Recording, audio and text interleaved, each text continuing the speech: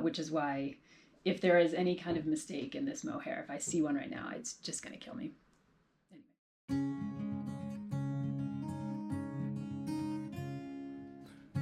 Hey everyone, I'm Melissa from Knitting the Stash, and this is episode 166 in the series. Welcome back to the Yarn Room. It is a lovely, quiet Saturday right now as I'm filming, and I have some fun stuff for you because the German rare breed yarns arrived in the mail. It took 3 weeks. It was like tracking a package that seemed like it was stuck in the ocean somewhere, but the yarn arrived, and it is beautiful. So I can't wait to share that with you. I feel like I found my alter ego in Germany, this collective that works to make sure that rare breed yarns, can get out to people. So anyway, we're going to talk all about that. I also have 2 sweaters on the needles.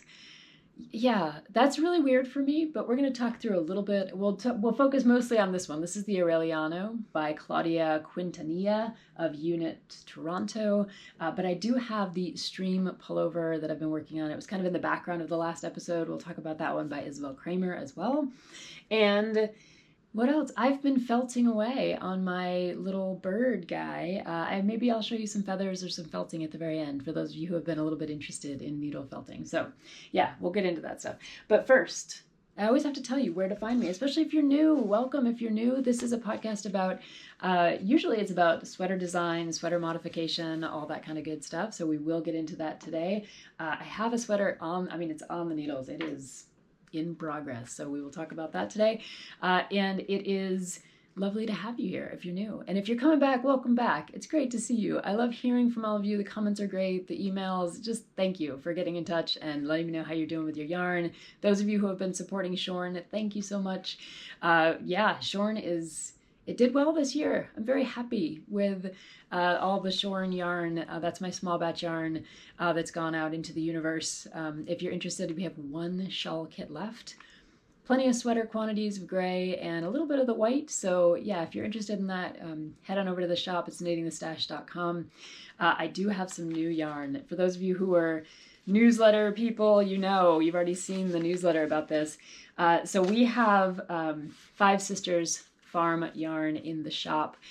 We've had them in the shop for a very long time. This is Meg Falcone out in New Hampshire. They have a beautiful flock of Shetland sheep, which are adorable. Like if you can follow them on Instagram, you should, because the sheep are hilarious and the family is wonderful. Anyway, it's a joy to do this kind of work where you get to work with small batch producers of yarn. And this one is particularly special, brand new to the shop. This is Azalea.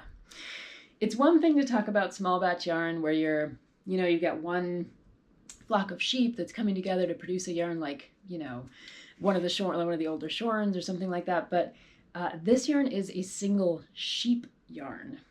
You heard that right. So this is Azalea.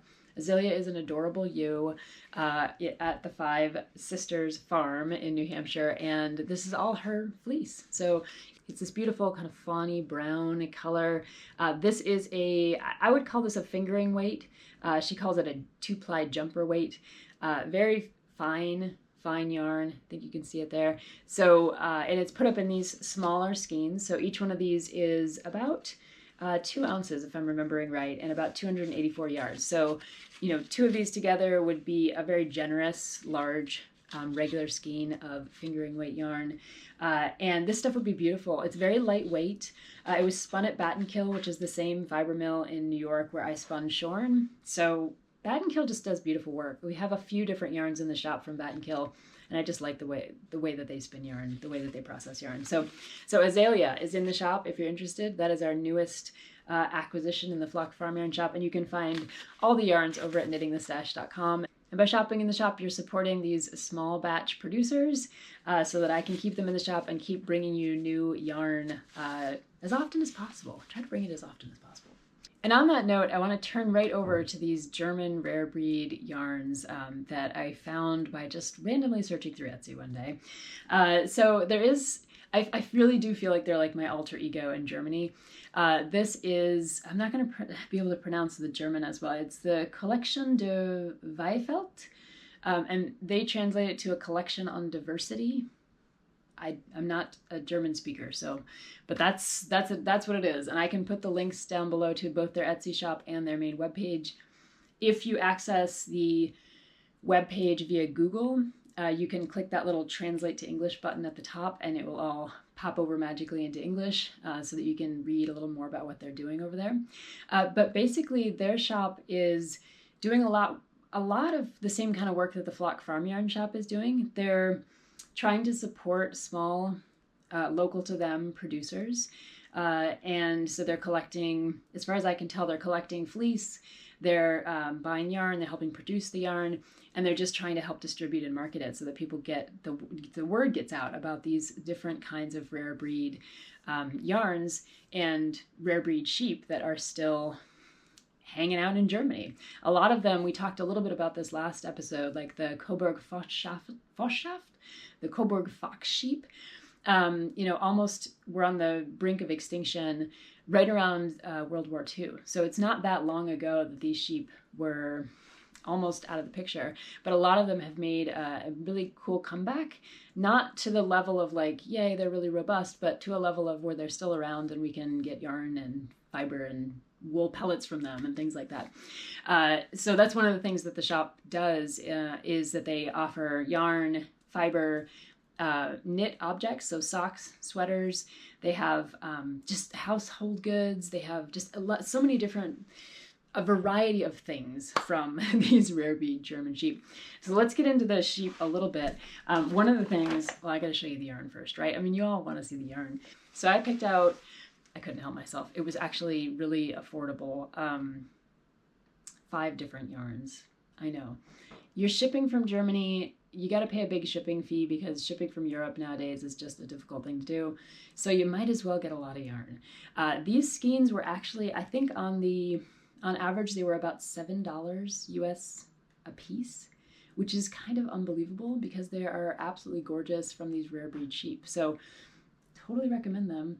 And I was not sure what I was going to get because with these yarns, a lot of them, it felt like, okay, is this going to be a really rustic yarn where how is it spun? Is it kind of ropey? Is it more of an outdoor kind of like rough wool?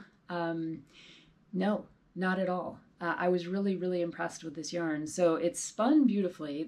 There are 4 different breeds. 2 of them are from the gray mountain sheep and the white mountain sheep. So this is the white mountain sheep, and this is the gray mountain sheep, just for comparison's sake. And both of these sheep are native to Germany, and they're dual purpose. So they're the kind of sheep that would be used for both meat and fiber, for example. Some dual purpose sheep are used for like meat and fiber or for milk and fiber, but these are used for meat and fiber. Something to be aware of if you're, people have different value systems associated with the kinds of yarn that they want to buy and the kinds of yarn they want to support and the kinds of breeds of sheep they want to support. A lot of dual purpose breeds of sheep have amazing fleece, and depending on who you're buying from, they often treat their sheep, they could have a spinning flock of sheep. They may have some that they process for meat each year, but then the flock will, the main ewes will stay the main ewes for many, many years. So it really depends. This is one of the things about knowing your producer and getting down to like, where am I buying my yarn from and how are the sheep being treated and things like that. These are things you can learn and you can figure out. It takes a little bit of doing. And it's one of the things that I like about running the Flock Farm Yarn shop is that I get to know these producers, I get to know their flocks, and try to pass on some of that information to you. Now, I don't know as much about the German flocks because it is so far away and we're working in another language, and I haven't had a chance to what I want to do is interview this group and talk to them a little bit more about the work that they're doing, because it's really fascinating that they're basically doing what, there are these other groups doing what we're doing in the United States in, other countries, of course. Anyway, when I get more of that info, I will let you know. But these 2 yarns are from the Gray Mountain Sheep, which is a dual purpose sheep. And I'm just really impressed with the quality of the spinning. It's a very uniform yarn. It's not ropey. It doesn't have, you know, it's not over twisted. It's not under twisted. I think I picked up the 3-plies whenever possible. I think all of these are 3-plies with the exception of one of them. So you get a sense that this is a well-produced yarn.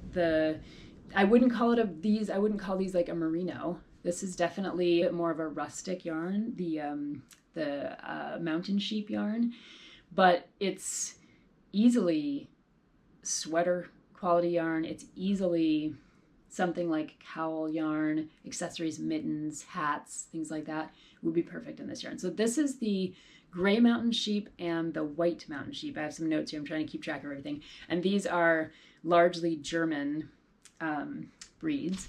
And one of the interesting things is that I went to the good old Fleece and Fiber source book. The rest of these breeds are not listed in the Fleece and Fiber source book. There's a little bit in there about Norwegian sheep and Swiss sheep and things like that, but these German breeds didn't make it into the Fleece and Fiber source book, so it's harder to find information about them. One of the things I was really appreciative of with the yarn that came is that they sent these little info sheets for each of the sheep. So for example, this is the light gray. This is the Alpine Steinschaft. So this is that mountain sheep I was just telling you about. This is the gray mountain sheep. So you get a picture of the sheep. I mean, you could put this into Google Translate and figure out, I haven't done that yet because the yarn just arrived like literally like yesterday. And then you get all kinds of information about the differences between the sexes for the males and the females, the colors of their fleece, the regions that they're most usually located in. So that's for example, that was the light gray mountain sheep wool that I was just showing you. And then here's the white. So the white is a slightly different mountain sheep. This is the white, I'm not going to try to pronounce that. If you can read German, you can read that. But this is the white version of the mountain sheep. So you get the sense of like where these sheep are coming from. And it's just really fun to get that kind of information with your yarn, because then you learn a little bit more about the region, you learn a little bit more about the sheep. A lot of you are really curious about the Coburg Fox Sheep, because I knit my last sweater out of the Foxen meets Merino yarn, which is from Luxury Fibers in Germany. They're also trying to support some of these rare breed sheep, and they blend the Coburg Fox Sheep fleece with some merino to kind of give it a little bit more softness. But to be honest, I mean, a lot of you are wondering, like, what's the yarn going to be like without the merino mixed in? I'm not seeing a huge difference here. I think this is very comparable to the Nature's Luxury yarn. Sure, it doesn't have the little bit of softness. I think they add 20 or 30% merino to their yarn. So sure, there could be like a slight difference in softness, maybe in the way that it blooms when you wash it after knitting with it, things like that we'll discover over time as we use this yarn. But I'm finding that this yarn feels very much like the luxury, Nature's Luxury farm, the Nature's Luxury yarn, the Foxen meets Merino. This is obviously undyed. So one of the cool things about the Nature's Luxury is that she dyes her yarn in gorgeous colors. So I would absolutely recommend checking it out. And she's also doing this work of supporting these rare breeds by bringing them into her shop, dyeing them, supporting them, marketing them, things like that. So, but this is the just like a plain Coburg Foxen sheep, and it's gorgeous. So one of the things about the Coburg Fox Sheep is that it has this beautiful glowing kind of golden color to the fleece. And as far as I could tell from looking at photographs, it's more prominent when the sheep are lambs, when they're younger, and then it kind of fades a little bit over time. But I was really surprised when I opened the box, because this is like, this is like a plain white, what we would think of as a very plain white yarn. And you can just see, compared to the Coburg Fox Sheep, how much more oatmeal-y golden this is. And this is just the natural fleece, right? This isn't blended. That's what's so cool about it. It's almost like one of the colors of Shetland or something. It's not blended, but you get this beautiful kind of golden oatmeal-y, it's like richer than oatmeal. I'm not sure how it's going to show up on the camera, but I hope you can see some of the difference there. So this is the Coburg Fox Sheep, which we talked about in the last episode. Again, another German rare breed sheep, and I think I have, yeah, I'll show you a little photo of the, thanks to the inserts here. So this is the Coburg Fox Sheep. You can see it does have that little bit of goldenness to the fleece. They're kind of like a little bit stocky sheep. I like them. And they come from different regions in Germany than we were talking about just a minute ago with the mountain sheep. So a little bit more all through the center and even up into the northern parts of Germany. Beautiful yarn, love that yarn. And then the last two are actually really interesting. So this one is, let me make sure I get this right. This is the Jura sheep, this brown. I hope you can see it. And the cool thing, one of the cool things about this yarn from this collective is there's no tags. Like this yarn came without any tags.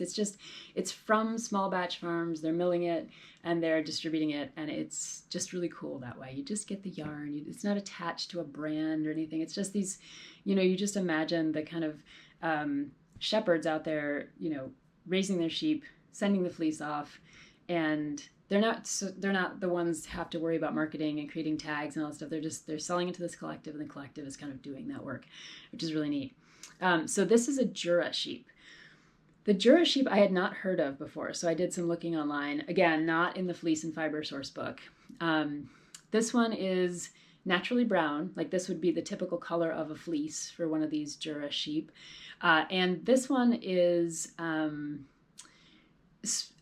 originates from Switzerland, but also kind of ranges into Italy. So that's one of the things the collective does, is they do focus on German sheep, but some of the sheep are also located, like they also have flocks in Austria or northern Italy or places like that. So you get a little bit of a range right around that same area in Europe. So this is the Jura sheep. The Jura sheep is said to be a little bit close, like to have a little bit of a merino feel to it, and I can totally feel that. You can't feel it through the camera, but I'm feeling it and telling you. It's very soft. It's got a little bit more of a kind of like a halo to it, a little bit more of a, it's not quite as crunchy as some of the other yarns. It really does have a kind of softness to it. I wouldn't call it a merino, but it's merino-like. So that's the Jura sheep. And the Jura sheep, let me show you a picture, because we have pictures. We like pictures of little Jura sheep. Makes it a little easier. Okay, so this is the Jura sheep. There he is. And again, similar regions to the mountain sheep that we were just talking about in Germany itself. Like I said, this one is also in Switzerland and in Italy, but yeah, you get the point. So beautiful merino-like Jura sheep. And then the last one that I got is the Pomeranian country sheep. So that's this one, which is similar in color a little bit to the other one. It's hard on the camera to pick these things out. It's better if you can kind of see them together. So this is the Jura sheep, which is the one that's merino-like and very brown. This is the Pomeranian country sheep, which is a little bit more of a gray. And I'm hoping you can see that on the camera, right? So there's a brown and a gray. And this one is a little more rustic, I would say. Definitely a little bit more crunch to it. Again, like I said, I think I've got almost exclusively 3 plies, yeah. But the spinning on this one, you can see it's not quite as, it's still smooth. It's not quite as uniformly smooth just because it's a little more rustic, a little more crunchy. So it's not blending. There's not as much of a halo, right? It's a little more of a, it has the long wool kind of a feeling to it. And the Pomeranian country sheep, this one is found in Poland and Germany, kind of that region, right where the two countries meet. And so it's German, but it's also kind of, you can find it in Poland as well. And let's show you a little photo of this guy. There's this guy. I think this one must be different colors. This one looks a little bit more like a white, like maybe it has the white and the gray, or maybe they're blending some of the darker fleece with the lighter fleece. I'm not sure on this one, but it calls it a gray or gray blue. So who knows? But these are the regions here. So a little bit more on the eastern side of Germany and the west, but not in the south, which, for what it's worth. So those are some really interesting yarns. And you all know, I love finding yarn that's a little bit out of the way, a little bit different. And to find these particular breeds was really fun. And it was kind of fun to find breeds that aren't in the Fleece and Fiber Source book. I love the Fleece and Fiber Source book, and I love finding all those breeds too and thinking about them and reading about them. But then reading about these breeds and thinking about the fact that we have rare conservation breeds all over the world that we could be checking out, supporting, spinning, knitting with. Yeah, it's just a really interesting thing to do. Now, I will say, like I said about the shipping, it's expensive because it's from Europe, and I bought like a lot of yarn because it was like the yarn was cheap, but the shipping was expensive, and the shipping took a while. It took about 3 weeks to get here. So things to think about if you are bringing yarn in from another country where it might take a while and you don't exactly know what you're getting. But I wanted you all to know about these yarns because so many of you are interested, like I am, in rare breeds, different breeds, breeds that aren't just like mainstream breeds. And these are definitely worth checking out. Like I said, I'm really impressed with the spinning, with the quality of the yarn. If you had a question after the last episode and you went over to the website and you were like, I don't know, like what the yarn's actually gonna be like, I'm gonna wait until Melissa gets it. I've gotten it, it's great. Highly recommend it. I almost, maybe, you guys tell me what you think, but I kind of want to message these folks and see if we could get some of this in the shop. That would be really cool. I have no idea if that's even possible, but who knows? It's that cool. It's that good. So I would highly recommend it. Yeah, so that is our little foray into German rare breed sheep and yarn. And I think we should turn over to some knitting now, right? So let's talk sweaters. Usually everybody asks what I'm wearing. So this is the Nacre, N-A-C-R-E, by Emily Louise, L-U-I-S. It is a fingering weight yarn held together with mohair, so it's nice and warm and very lightweight. It's a Henley. Love this sweater, wear it all the time. It's kind of fancy enough for work, but like you can just hang out in it too. So anyway, Nacre, love this one. This is the Aureliano. And this one is, as I said, by Claudia Quintanilla of Eweknits Toronto. She has a new book out. They got in touch with me and said, do you want to do a little, help us get the word out about the book? And I said, that sounds great. And they're like, do you want to knit a sweater? I'm like, that sounds great. So I'm still waiting for my copy of Memory Lane, which is en route, and hopefully there'll be a giveaway involved in that in the next episode. So like for the ebook version. So stay tuned if you're interested in getting in on a giveaway for the that new book from Claudia and Eweknits Toronto. Memory Lane is they're kind of like, I think of them as kind of ethereal and very feminine knits. Not all of them were like my style, but I do think that the construction of some of them are really, really interesting. And she works a lot with mohair, a lot with embellishments and embroidery. And I just, you know me, I'm always into like, what's going on in the knitting world? This is really cool. So there is a new book out. This is one of the sweaters, Aureliano. This one's inspired by the Gabriel Garcia Marquez's 100 Years of Solitude. A lot of the sweaters in the book have different inspirations like that from kind of like magical realism and like, novels and things like that. This one is 100% mohair. Yeah, I know. Sit down. Like, have a seat. Think about that. Some of us have knit 100% mohair garment things in one way or another.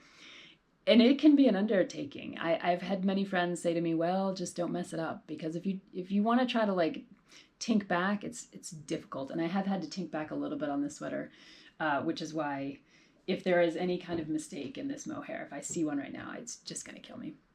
Anyway, so this 100% mohair held double. So I'm holding each of these, like this is 2 strands of mohair held together for this sweater. This is in the original kit colorway that they sent over from Eweknits Toronto.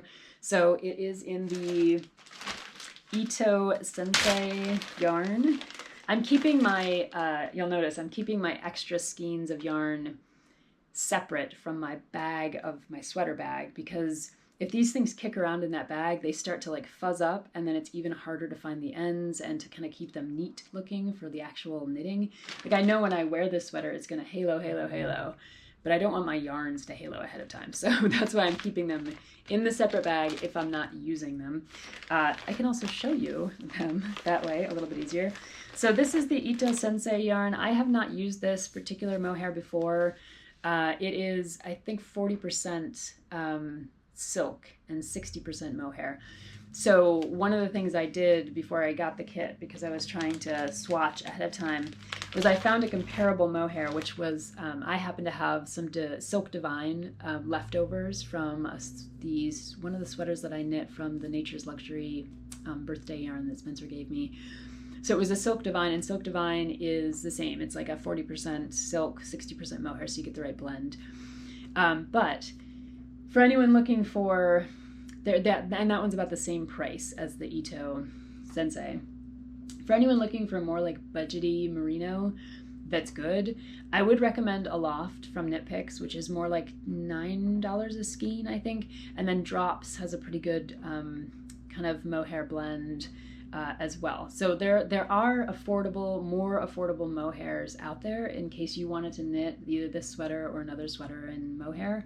Mohair tends to be kind of expensive depending on where you buy it, but there are good alternatives. So fear not if you yourself want to knit a 100% mohair sweater, or even just one like this that's a piece of mohair held with a regular fingering weight yarn.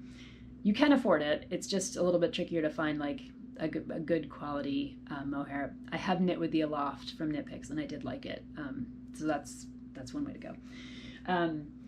This sweater, I think I'm really curious how it will look once I wear it, because an all-over pattern sweater is a different kind of effect than one that just has, the patterning in the yoke. Obviously, and you're all sitting there thinking like, of course. But when I've seen the photos for the book launch, if you go to Ravelry and check it out, once you get the sleeves and the whole effect, it really does look pretty cool. It kind of all comes together. Because of the mohair, this gets really blendy. So I think as you kind of like step back from it, as you see the whole sweater coming together, it really has a cool kind of look to it. So I'm really looking forward to getting the sleeves going. I did not do a provisional cast on with the mohair. I just simply did not think that was going to work out very well. So I just, did your basic backward loop cast on, which is called for in the pattern, and I will pick up those stitches, remembering where I was as I get there. I'm still looking at this and really hoping that I don't see a mistake, because that would kill me. One of the things I had to do with this sweater, though, I will say, is the neckline. You cast on way up here at the top, and then the idea is that you will turn this like I had it, just a minute ago, and tack it down on the inside. And one of the things I had to do was cast on an exorbitant amount of extra stitches to make it fit over my head. So if you are thinking about knitting this sweater, watch out for that. I cast on for the size that I'm, knitting. I think I'm knitting a size 2 or something. And like literally the cast on was like this big. I was like, that is not going to fit over like any human adult head. I'm not sure what's going on there. So I went to other sweaters that are in the same kind of weight, same gauge, and double checked myself to see if, do I indeed need to cast on more stitches? And I did. I cast on about 20 more stitches than are called for in the cast on. And it's still a little, it fits over my head. It's got a little bit of a tightness. I used the German longtail cast on, the extra stretchy one, which has another name and I can't remember what it is, but you do an extra amount of yarn into it. So this is usually the cast on I go for. You can see it's stretchy, but it still has a little bit of a stiffness to it at that size, at that number of stitches. So watch that if you do end up working on this sweater. One of the cool things was that right after the short rows that you add in the back, so you do add some short rows back here, right after that you increase depending on your size, by a large amount of stitches. And in my case, you increase by about 20 stitches. So I just didn't work that increase row because I had already added 20 stitches to the neck. Works fine. Looks fine. It's doing fine. This is one of those sweaters where the increases are integrated into the whole yoke as you go. I think there are 5, 6. It's one of those. There's a great, I'm looking over at my sweater books right now to see if I can see it. But there's a great sweater book about yokes. And it talks about the different ways that you can increase on a yoke. Like there are different styles of increasing. Sometimes you're increasing in wedges. Sometimes you're increasing like majorly increasing in just 3 or 4 rows. And sometimes you're doing it, spreading it over the whole yoke. I like the wedge increases best. And the second kind that I like are these where they're really spread out. So that you're not just getting 2 or 3 increases, because that tends to make the whole sweater like sit funny as a yoke. Like if you lift your arms, you can kind of almost see where the increase rows are. But this one's much more gradual. So I really like that about this particular sweater. Yeah, so it's going okay, I think. I've had to tink back a couple of times, which was terrifying because it is mohair.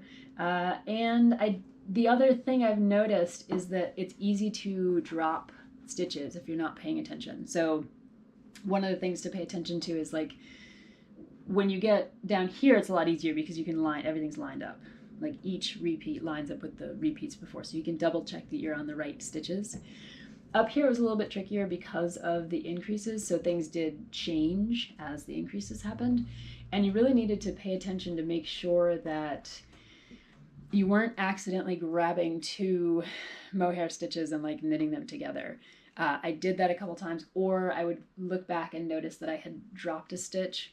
And because mohair is so clingy, the stitch was just sitting there. It was fine, but it totally messed up my stitch counts. Like if you drop 1 or 2 stitches in a round, well, that's going to mess up the kind of symmetry of your color work, for example. So I would have to tink back, find the stitch, bring it back up, things like that. So it's not the kind of knit where I can look up a lot. Like normally when I'm knitting, I could be knitting here right now and talking to you. This was not that kind of sweater. Like I needed to be like, 1 stitch, 2 stitch, like we're making sure we're in the right place. And the mohair, it is difficult to tink back. You can totally do it. I've heard different people say different things, like if you really have to rip out mohair, put it in the freezer for a while. I'm not sure about the science behind that, but it does work. So I'll just, sometimes you don't need the science. Sometimes you're like, it works. And yeah, otherwise I'd say, the only other thing I was going to mention is, all the ends. So you can carry the yarn up in some of the places. Like in this section, you can carry this light gray up to the next gray. But in some cases, like with the kind of glowing orange here, you're not going to carry that yarn all the way up to the next one. So you are cutting a lot of ends. And this will be, a project, a task for weaving in later. I can't wait. So there you go. And that's why the back looks a little bit funny, because it's got all of these so many ends kind of like fluffing around in there right now. And I'm trying not to twist my yarn, which is hanging out of my bag. So that's Aureliano. And it's a really actually enjoyable knit. The pattern is pretty easy to memorize. And I'm enjoying it. I'm very curious to see how I like it when it's all knit up. I think I will, though. I'm kind of excited about it. All right, and in my knitting bag, I do the knitting bag inside the knitting bag. I've told you that before. I like to have a canvas bag on the outside to kind of protect my cool knitting bags on the inside. So I have this canvas bag that I picked up for like on a cheap sale from Knit Picks, I think. And then on the inside, I have my Bags by Awesome Grannie, which is my awesome sweater bag. So that way it stays clean if I'm dragging it around the car or wherever. We're getting a little late on the podcast here. I feel like I've spent a lot of time already of your time, but and we already talked a little bit about this sweater last week. So like I said, I have 2 sweaters on my needles. This one's getting the other sleeve, and I will talk about it on the next episode of the podcast so that you can get a better sense of it. This is that Stream Pullover by Isabell Kraemer, one of my long-time knits that I've wanted to do, and I'm so happy that it's finally here, and I love it. But we're going to talk about the mods on this one on the next episode. So I hope I've given you some inspiration to get out and find some of those rare breed small batch yarns out there in the world. Check out the ones in Germany, check out the Flock Farm Yarn Shop, and keep me posted if you find new yarns out there in the world. I really want to know about them. Until next time, thanks to the podcast producers. That's Lenore, Jennifer, Rose, Erica, Kendra, and Nargis. And I will see you in the next episode. Take care, everybody. Bye-bye.